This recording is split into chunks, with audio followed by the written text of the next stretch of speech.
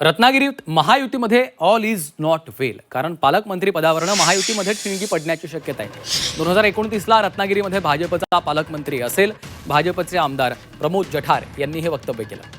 रत्नागिरीत महायुतीमधील धुसफूस आता चव्हाट्यावर आलेली आहे. एका जाहीर कार्यक्रमात बोलत असताना भाजप आमदार प्रमोद जठार यांनी थेट 2029चे संकेत देत शिवसेनेला डिवचला.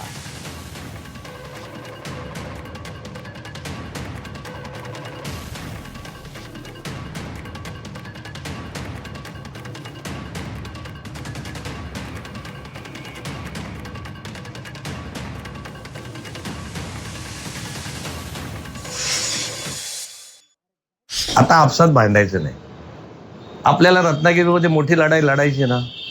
तुम्हाला वाटतं ना 29ला तुमच्या या जिल्ह्याचा पालकमंत्री भारतीय जनता पक्षाचा असावा? वाटतं का नाही? लागा का मला? तुम्हाला वाटतं ना या भागाचा आमदार भारतीय जनता पक्षाचा असावा का नाही? वाटतं का नाही? प्रमोद जठार हे भाजपाचे आमदार आहेत. डिसिजन मेकर नाही. डिसिजन घेणारे माननीय देवेंद्रजी आहेत आणि त्यांचे केंद्रीय सगळे स्तरावरचे नेते आहेत. त्याच्यामुळे नवीन आमच्या कोकणातले मित्र प्रमोद जठार साहेब आमदार झालेले आहेत. शेवटी संघटना बांधणं, संघटना वाढवणं हे प्रत्येक कार्यकर्त्याचं काम असतं आणि आपल्या कार्यकर्त्यांना ऊर्जा देण्यासाठी अशा पद्धतीची वक्तव्ये कदाचित झाली असतील आणि मी त्याच्याकडे अतिशय खिलाडी वृत्तीनं बघतो. त्याच्यामध्ये कुठेही वाद आहे किंवा विवाद आहे अशातला भाग नाही.